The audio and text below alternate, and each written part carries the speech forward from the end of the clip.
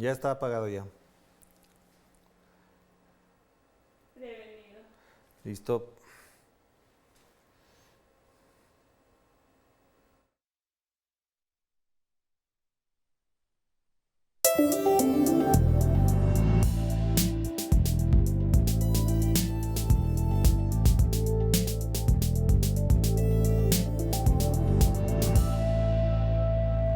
Bienvenidos y bienvenidas a Enclave Política. En Colombia hay una guerra de encuestas y también un intenso debate político alrededor de los dos candidatos finalistas para el 19 de junio. Y al mismo tiempo hay una expectativa en América Latina sentada sobre todo en la posibilidad de que en ese país andino ocurra un cambio de verdad y no una camuflada continuidad del uribismo y de la derecha más recalcitrante, por supuesto. Es difícil advertir un pronóstico y sí es posible saber que todo alrededor del aparato de la derecha extrema tiene y existen fuerzas oscuras que van a actuar estos días generando noticias falsas y un sinnúmero de acciones para minar la popularidad, en este caso, de su rival Gustavo Petro. De esto queremos conversar con el analista y catedrático Alejandro Mantilla, a quien le damos la más cordial bienvenida. Qué gusto tenerlo por acá, Alejandro. Hola, un gusto para mí poder conversar hoy con ustedes. Gracias por atender esta invitación, Alejandro. En primer plano, habría que pensar cómo se vive este momento político electoral, hasta dónde lo que ocurre es efectivamente un debate democrático, abierto, transparente, sin traspiés, sin memes, sin noticias falsas. Bueno, es un momento de mucha tensión en Colombia por varias razones. La contienda electoral está muy apretada hacia la segunda vuelta.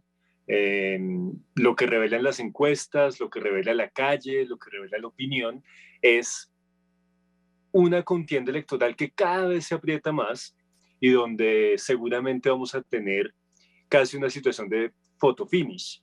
Y por otro lado, sin duda, pues un debate electoral que no siempre es limpio, que está muy mediado por los juegos de redes sociales, por las noticias falsas y por supuesto también por la intromisión de los medios en el debate público, ¿no?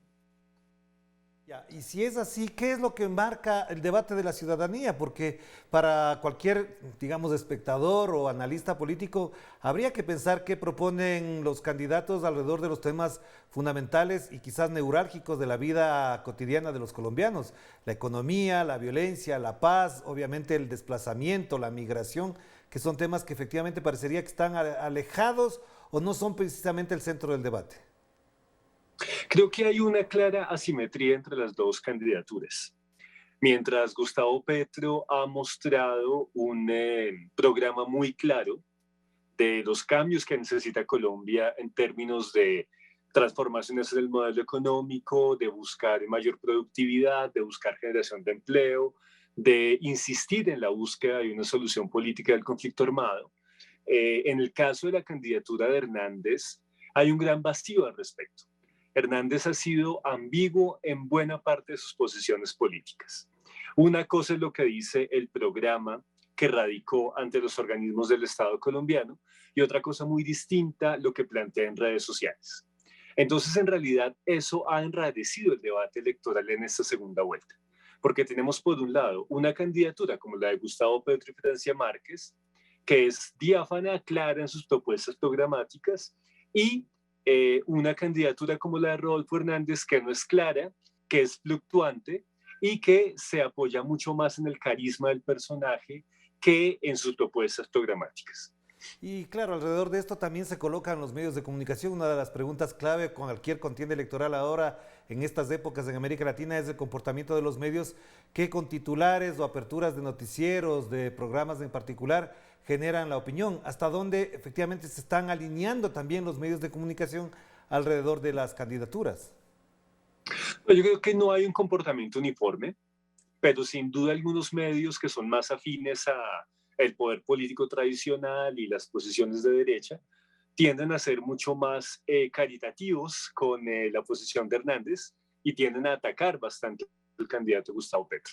No obstante, también hay que señalar que en las últimas semanas, sobre todo en la última semana, el candidato Hernández ha sido especialmente hostil, no tanto con los medios, sino con algunos periodistas, ¿no?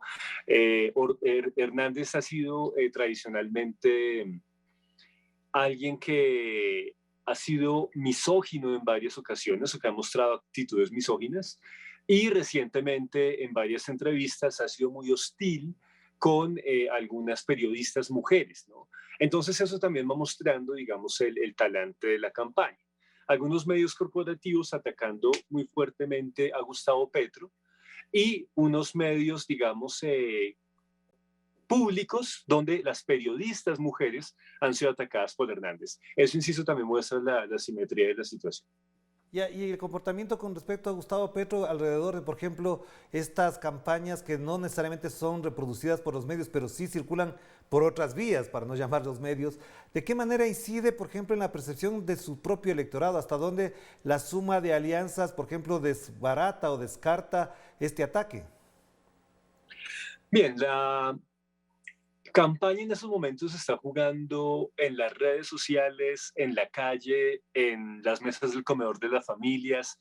Hay sin duda un clima de politización muy interesante en Colombia, pero ese clima de politización también se ve contaminado por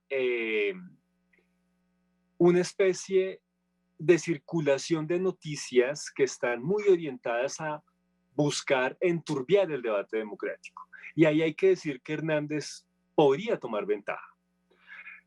Lo que han mostrado recientemente algunas investigaciones es que Hernández ha logrado un clima de campaña vía WhatsApp, donde hay casi que mensajes personalizados a cada individuo que tiene un teléfono celular, y eso genera la posibilidad de proliferación de noticias falsas y proliferación también de mensajes que desorientan a la opinión, ¿no? Entonces, en ese marco, eso genera, insisto, que el debate democrático se enturbie. Creo que mientras la campaña de Petro está muy ligada a las conversaciones cotidianas y los mensajes amplios en redes sociales, la campaña de Hernández tiene una campaña más de segmentación, fidelización y buscar llegar de a cada individuo, ¿no? Eso puede generar que, como lo hemos visto en Colombia y en otros lugares de América Latina, vía cadenas de WhatsApp, se generen mensajes que distraen, que no son precisos o que dificultan un transparente debate. Claro, prácticamente igual a lo que pasó con Jair Bolsonaro en Brasil, es decir, esa campaña de WhatsApp, según algunos expertos, fue el modo más directo de comunicación de Jair Bolsonaro en la campaña electoral, donde obviamente su triunfo se manifestó, se expresó también en este tipo de comportamientos. Y siendo así, ¿hasta dónde la cultura política de Colombia puede aceptar o soportar que todo este conjunto de informaciones calen profundamente en el debate público abierto y, digamos, más cercano a la gente? Bien, nosotros tenemos desafortunadamente antecedentes que no son alentadores. El más importante resultado del plebiscito por los acuerdos de paz en el 2016. En ese momento, casi que la campaña por el no, auspiciada por el uribismo, fue pionera en el manejo de redes sociales y de la segmentación. Recordemos que los mismos promotores de la campaña del no confesaron que hicieron todo un trabajo de noticias falsas y desorientación de la sociedad. Ese antecedente sin duda preocupa hoy. Máxime si, al analizar los resultados de la primera vuelta, buena parte de las regiones donde avanza Hernández son regiones donde ganó el no en el plebiscito por la paz. En ese marco, los antecedentes que tenemos al respecto no son alentadores. Pero al mismo tiempo tenemos dos situaciones que nos permiten tener algo más de confianza en los cambios de la cultura política. Primero, que en Colombia realmente estamos ante un cambio generacional y un cambio de género en la política colombiana. El rol que han tenido las personas más jóvenes en las movilizaciones, en los debates electorales, está haciendo que hayan nuevas corrientes de pensamiento en los debates en Colombia. Y en segundo lugar, que yo creo que hay un cambio fundamental en el país y es que es la primera vez en que realmente la izquierda puede ganar. Eso está generando cambios en la cultura política colombiana y ha generado cambios en los debates. Entonces creo que en este momento tenemos dos dinámicas enfrentadas, ¿no? La campaña hostil, la campaña turbia del WhatsApp y por otro lado los debates democráticos impulsados sobre todo por la gente más joven, que pueden generar nuevas dinámicas en las tendencias del debate colombiano y nuevas dinámicas en la cultura política colombiana. Claro, para cerrar esta primera parte, entonces una última pregunta. ¿Cómo en este sentido también se comporta esto que yo denomino la guerra de encuestas? Porque veo todo tipo de encuestas, hay unas que son bastante creíbles por su metodología, por el método que utilizan, pero también hay otras que surgen, parecería, de empresas que nadie ha conocido, que no las vemos ni que tampoco aparecen en el registro, digamos, público. Tienes razón, hay una proliferación de encuestas de todo tipo, de firmas muy reconocidas y otras que realmente son nuevas en el debate nacional. Pero hay que decir que a pesar de la proliferación de encuestas, yo creo que en este momento la foto es la misma y es un debate electoral muy reñido y ningún candidato despegando, ¿no? No obstante, también hay que decir algo adicional. Hernández tuvo la cresta de su ola la semana pasada y parece que está empezando a bajar. Y yo creo que esas dos tendencias se reflejan muy bien en todas las encuestas, ¿no? Incluso en las encuestas de firmas no tan reconocidas, ¿no? Una competencia muy cerrada y un Hernández que parece que empieza a bajar en la intención de voto. Eso lo reflejan casi todas las encuestas. Claro que si llegamos a la primera pausa y volvamos con Alejandro Mantilla para seguir conversando sobre este momento especial en perspectiva y en miras de el próximo 19 de junio. Vamos a la pausa.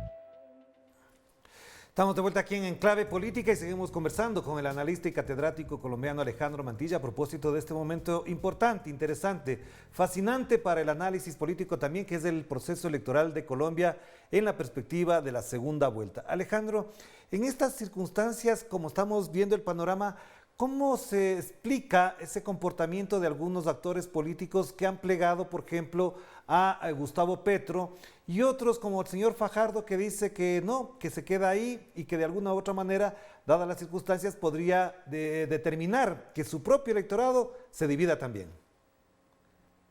El comportamiento de los sectores políticos depende, por supuesto, de su origen y de sus convicciones, ¿no?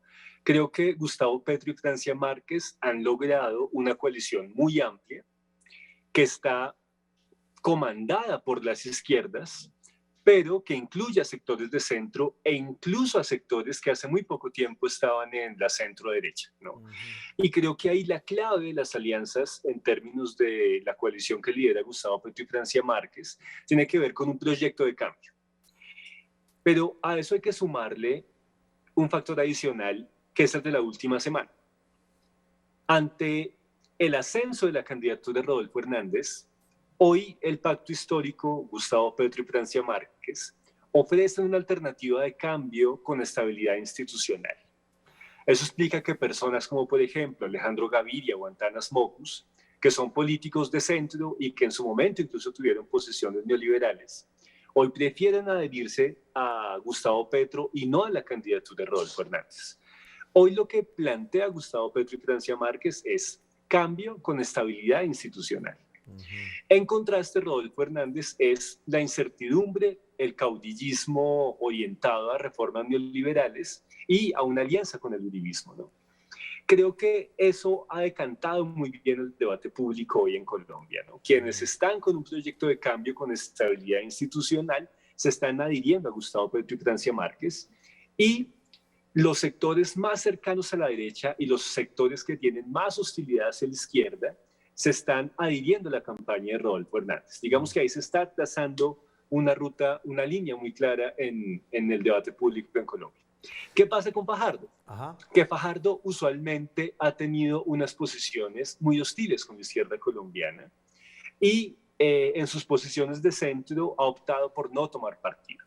Y hay que decir que jugó muy mal la semana pasada, porque intentó hacer un debate programático con Hernández, buscando alterar ciertos puntos de su programa. Pedro Hernández claramente prefirió su alianza con el uribismo que cambiar su programa. Y eso, insisto, refleja muy bien el momento político que estamos viviendo en Colombia. Claro, pero entonces Alejandro, ahí también lo que podríamos interpretar a la distancia, puede estar equivocado, es que también la élite colombiana, el establecimiento colombiano se ha dividido, porque veo editoriales en algunos medios de personas que particularmente no son de izquierda y otros que son antiuribistas, que prácticamente coinciden en que, por ejemplo, este mensaje que han mandado Petro y Márquez es la estabilidad, no necesariamente el cambio o la transformación. Entonces el establecimiento también se dividió. Yo creo que el establecimiento hoy está jugado con Rodolfo Hernández, pero que hay algunas personalidades democráticas que, buscando defender la democracia en Colombia, saben que Petro y Francia Márquez dan más garantías. Creo que ese es el punto clave. Un establecimiento, una élite económica jugada con Hernández, pero algunas personalidades democráticas que buscan defender la estabilidad de la democracia en Colombia. Y lo digo porque Hernández hoy representa un riesgo para la democracia. O sea, él dice que apenas sea elegido va a gobernar con estados de excepción. Él dice que estaría dispuesto a no reconocer las leyes en Colombia. Y creo que eso tiene un peso, en la medida en que, aunque la élite económica del establecimiento hoy se la juegue con Hernández, algunas personalidades democráticas saben que defender la democracia en Colombia se logra con Petro y Francia Márquez ante el riesgo que implica la candidatura de Rodolfo Hernández.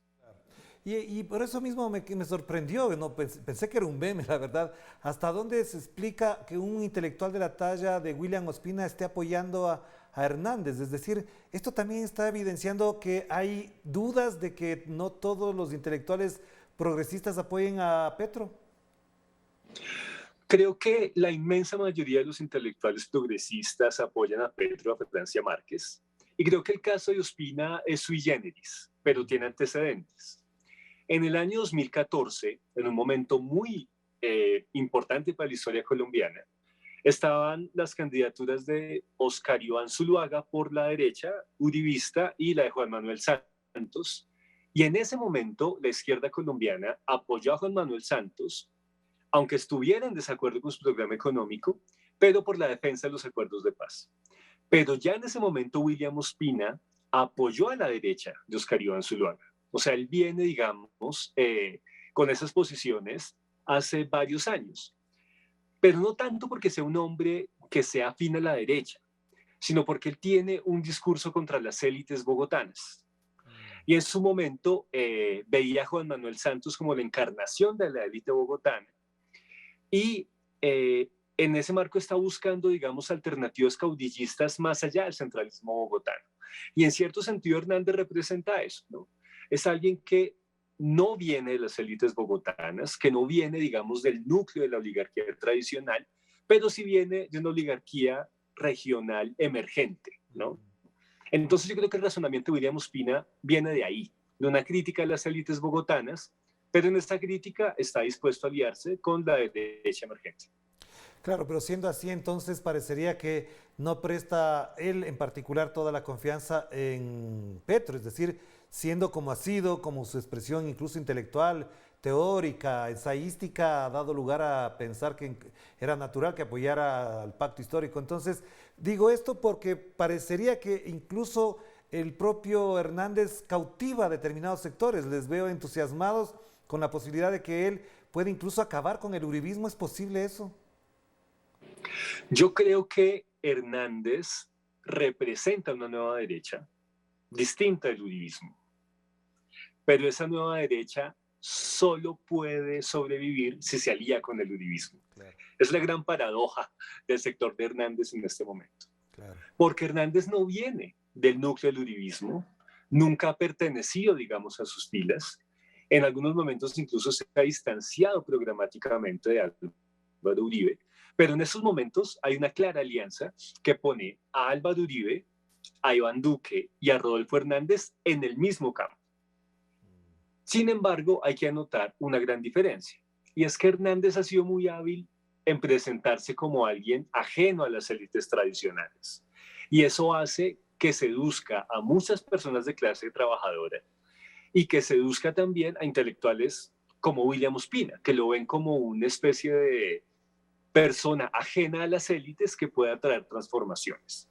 Yo creo que no es así la situación. Yo creo que Hernández hace parte de una nueva derecha que tiene una agenda claramente neoliberal y que es muy peligroso para la estabilidad institucional en el país. Claro, haciendo un parangón con lo que pasa en este momento en el Ecuador, parecería que se repite la fórmula, porque Lazo es la nueva derecha con respecto a los socialcristianos que en este país han gobernado de una u otra manera en esa perspectiva, y efectivamente sin el Partido Social Cristiano, el señor Guillermo Lazo no llegaba jamás a la presidencia de la República, así que estos parangones son interesantes de entenderlos. Y para finalizar entonces, Alejandro, si en este panorama están dadas las cosas así, ¿cómo se entiende el comportamiento de las organizaciones sociales, de los grupos ecologistas, ambientalistas, feministas, incluso pues, de organizaciones de orden indígena, afrocolombiana? ¿De qué manera pueden incidir en el debate público, considerando que además buena parte de ellas son víctimas del uribismo y de la derecha? Yo creo que ahí hay unanimidad en el movimiento social colombiano. Y lo puedo decir sin temor a equivocarme. Creo que el inmenso conjunto del movimiento sindical, del movimiento ambientalista, creo que el movimiento de mujeres, el movimiento de lesbianas, gays, bisexuales y transgeneristas, el movimiento afro, el movimiento de trabajadores y trabajadoras, el movimiento juvenil, hoy no solo está con el pacto histórico, sino que también ven en Rodolfo Hernández un grave peligro para sus intereses, ¿no? Entonces creo que el movimiento social está absolutamente jugado en este momento con el pacto histórico. Solo hay un sector muy pequeño, digamos, del movimiento sindical, que hoy seguramente va a votar en blanco porque buscó un acuerdo con Hernández, pero Hernández le cerró la puerta. Y era un sector que está muy de la mano con Sergio Fajardo. Pero habría que decir entonces que hoy el movimiento social está jugado con la propuesta del pacto histórico que encabezan Gustavo Petro y Francia Márquez. Y creo que eso también puede generar dinámicas muy interesantes de reconfiguración de la sociedad colombiana. Porque el movimiento social, sus luchas y sus programas, hoy está con esta propuesta de cambio que encabezan Gustavo Petro y Francia Márquez. Solamente para cerrar, muy cortito además, para no robarnos más tiempo, Alejandro, ¿se tiene sentido, se tiene conciencia, se tiene la perspectiva de que las elecciones de Colombia, ganar uno u otro, también inciden, por ejemplo, en este nuevo ciclo progresista de América Latina, hasta donde esto, por ejemplo, está en el relato político, no solamente, digamos, de los candidatos en sí mismos, sino también de lo que genera opinión pública en Colombia?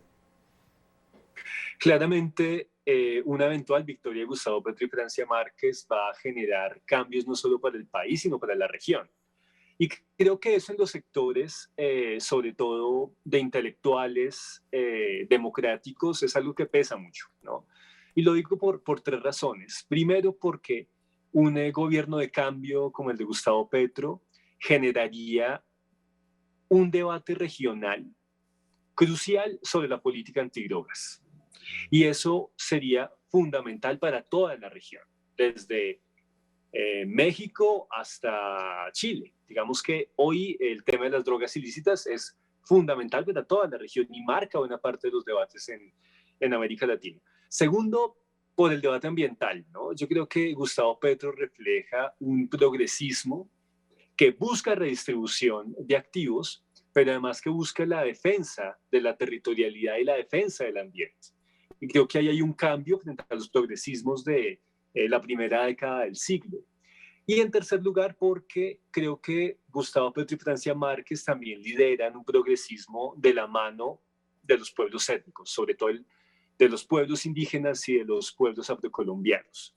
Y eso también puede generar un progresismo que puede influir de manera muy positiva en los debates de las izquierdas en la región. En ese marco creo que una eventual victoria de Petro sería fundamental para nuevos debates en la región que pueden cambiar, digamos, el destino de nuestra América. Claro que sí. Muchísimas gracias, Alejandro. Muy importante lo que acaba de mencionar y además nos provoca abrir otros debates que lo tendremos presente, por supuesto, las próximas semanas antes del 19 de junio. Un abrazo a la distancia. Que esté muy bien. Un abrazo y muchísimas gracias. Gracias, Alejandro Mantilla, a propósito de este momento importante, histórico, interesante y fascinante que vive Colombia a propósito de las elecciones de la segunda vuelta. Aquí estaremos para reflexionar y también, por supuesto, para informar sobre lo que va pasando en ese querido y hermano país. Nos despedimos. Chao, chao.